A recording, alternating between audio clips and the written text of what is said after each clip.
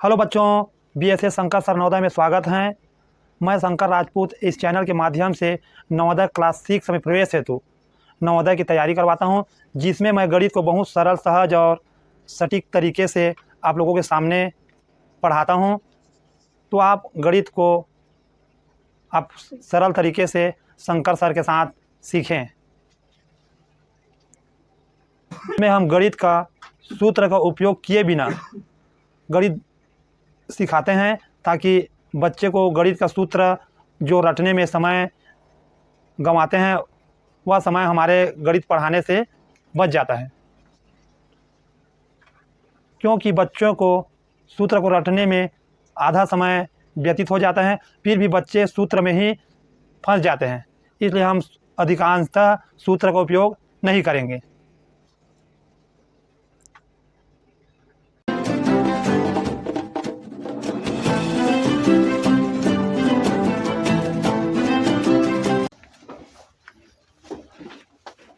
अगला प्रश्न है 51।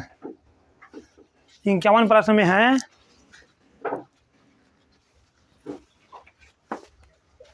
9 किसी संख्या का 5% है तो वह संख्या क्या है। देखो, इसमें ये प्रश्न बहुत कंफ्यूजिंग टाइप है ना, बच्चे इसमें फंस जाते हैं कि कैसे कहाँ से हल करें। इसमें बोला है 9 किसी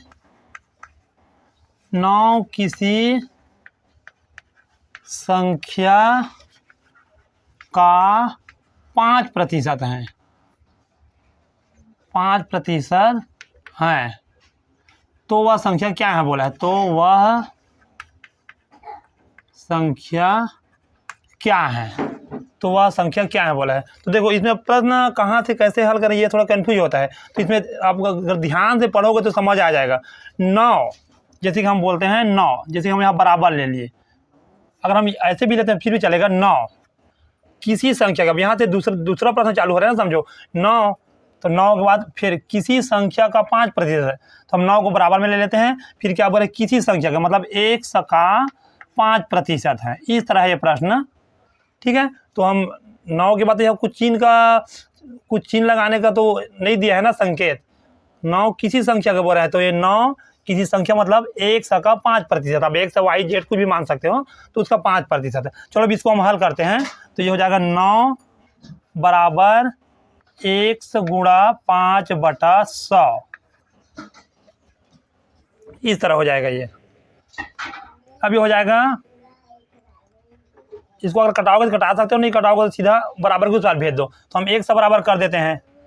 तो पहले तो इस बार 9 है ना, तो बराबर में करेंगे तो पहले 9 लिखना पड़ेगा, या तो फिर आप इसको इस तरह भी सेट कर सकते हो।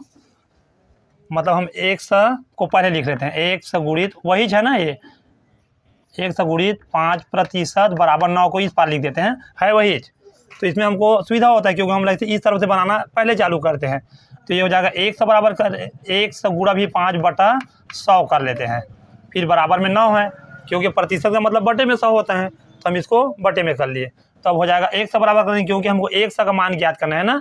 किसी संख्या बोला तो हम संख्या को उसी को 1 माने हैं, तो इसी का मान ज्ञात करना है। तो इसको हम बराबर में ले लेंगे। तो बराबर में जब लेते हैं तो बराबर के उस पर जो संख्या रहता है दाईं पर, उसको पहले लिखते हैं। तो यहाँ 9 है। अब यहाँ क्या चीज़ है, यहाँ गुणा में 5/100 को छोड़े थे, तो यहाँ भाग में हो जाएगा। तो भाग में होगा तो ये हो जाता 5/100। अब इसको हम फिर हल कर देते हैं। तो हो जाएगा 1 बराबर, तो भाग में तो हल नहीं होता है ना, तो इसको गुणा में बदलना पड़ता है। तो इसका क्या नियम है, ये ऊपर नीचे हो जाता है 100/5। इस तरह होता है, सिंपल होता है सवाल, लेकिन यहाँ पर आपको समझना पड़ेगा कि किसको कहाँ क्या चिन्ह के रूप में बोला है। तो यह बोला है अगर हम किसी संख्या को 1 मानते हैं फिर क्या करेंगे, तो फिर 5/100 करो, या फिर 5%। तो कटा देते हैं, 5 दूनी 10 और ये हो जाएगा 5 शून्य 0। इस तरह ये हुआ 1 बराबर में 1 का मान इसी को संख्या माने थे ना, 9 दूनी 18 और 1 जीरो का 1 जीरो लगा देते हैं, मतलब 180 आएगा 1 का मान 180। देखते हैं ये ऑप्शन कौन सा है इसमें, 180 ऑप्शन डी ऑप्शन में है ना। देखो ये प्रश्न सही है कि गलत, हम 1 बराबर 100 आएगा कि नहीं आएगा, ये सही आएगा गलत, तो इसमें आप मान भर के रख भी देख भी सकते हो ना। तो चलो कर देते हैं, 1 की जगह हम 180 लिख देंगे, दिखा देते हैं हम आप लोगों को उत्तर का चेक करके कि सही है ऐसे बोल के। तो 9 बराबर 1 की जगह में क्या लिखेंगे, क्या लाए हैं 180, तो 180 लिख देते हैं। और गुणा की जगह में गुणा और 5 है तो 5/100 है, ये वही चीज़ है ना ये, क्योंकि कटाना है 5% मतलब 5/100 होता है। तो यहाँ 1 0 1 0 और ये हो जाएगा आपका 5 दूनी 10 और ये हो जाएगा आपका 2 9 18। देखो आ गया ना बराबर दोनों साइड, दायां साइड बराबर बायां साइड, दोनों साइड 9 9 आ गए। मतलब समझो हमारा प्रश्न सही है, क्योंकि इसको 9 बराबर 1 से गुणित 5% बोला है। तो यहाँ भी 9 आ गए, वहाँ भी 9 आ गए, दोनों। मतलब इसका मतलब ये हुआ है, मानोगे तो ये भी 9 है और ये भी 9 है ना, भले यहाँ 1 से गुणित 5/100 लिखे हैं। इस तरह होता है ये सब।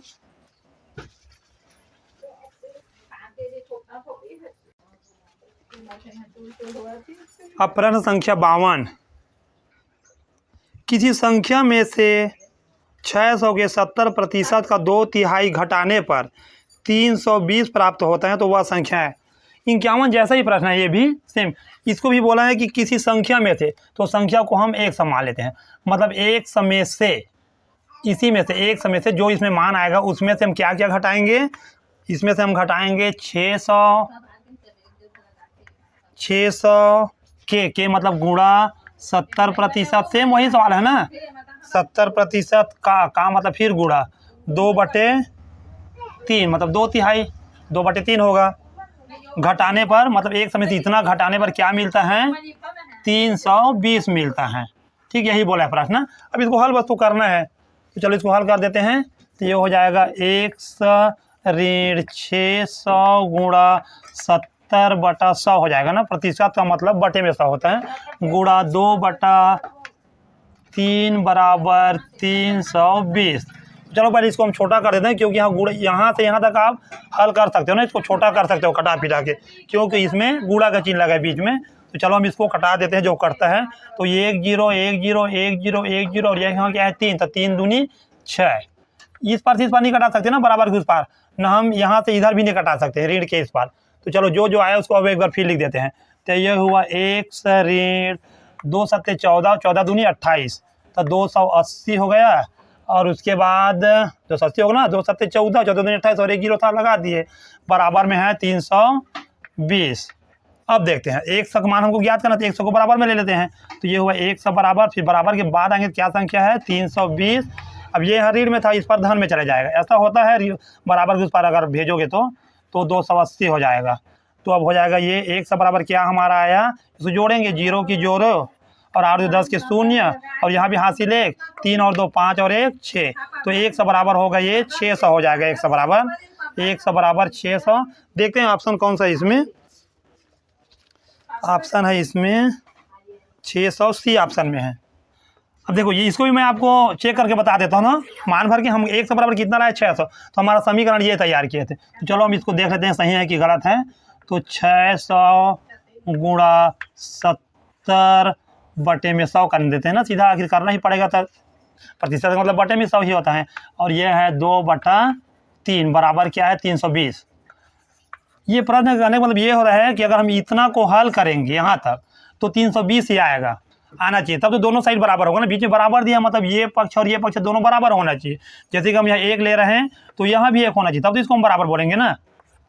इसी तरह ये भी है। तो चलो इसको हम हल करते हैं ना समीकरण को, तो देखते हैं 320 आता है कि नहीं आता है। तो 320 आया, मतलब समझो हमारा उत्तर सही है। तो हम चलो करते हैं, 100 की जगह क्या निकाले थे 600, तो 100 की जगह हम 600 ले लेते हैं। ध्यान से देखना, फिर ये 600 पहले से है, फिर गुणा 70/100 हो जाएगा, फिर गुणा में 2/3। अब यहाँ 320 हमको इस बाएं साइड में भी लाना है ना। चलो अब ये तो ऋण में है तो ये तो कुछ नहीं होगा अभी इसको हल करेंगे हम गुणा को, तो इसको हम कटा सकते हैं। 1 0 1 0 1 0 1 0 और ये 3 दूनी 6। चलो जो आया उसको एक बार हम लिख लेते हैं।